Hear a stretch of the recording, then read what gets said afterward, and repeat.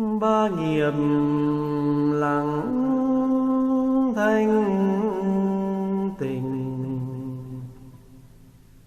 gửi lòng theo tiếng chuông. Nguyện người nghe tình thức vượt thoát nẻo đau buồn. Bon bon tôi là chuông đại hồng, ngôi chùa xưa trên đỉnh núi.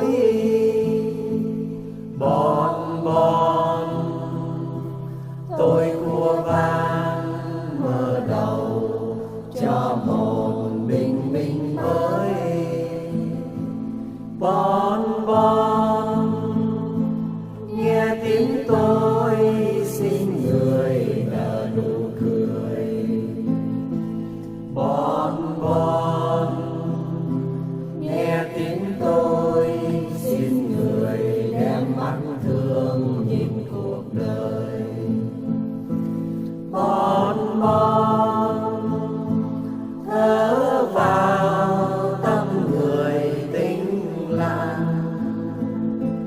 Bon bon thở ra miệng người mỉm cười. Bon bon người trở về phút giây hiện tại. Bon bon người an trú phút giây tuyệt vời.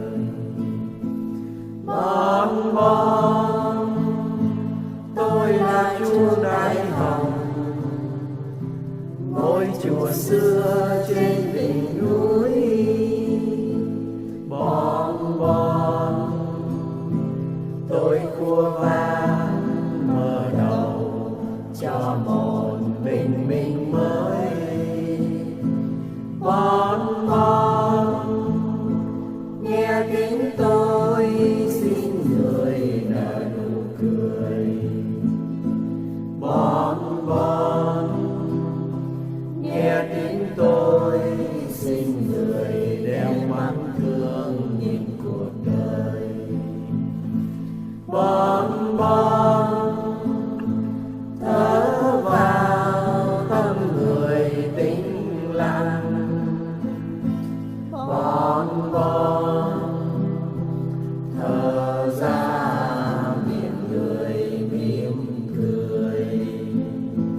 Bon bon người trở về phút giây hiện tại.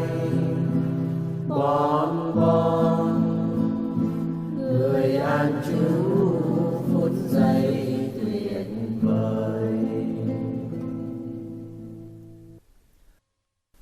Ba nghiệp lặng thanh tình,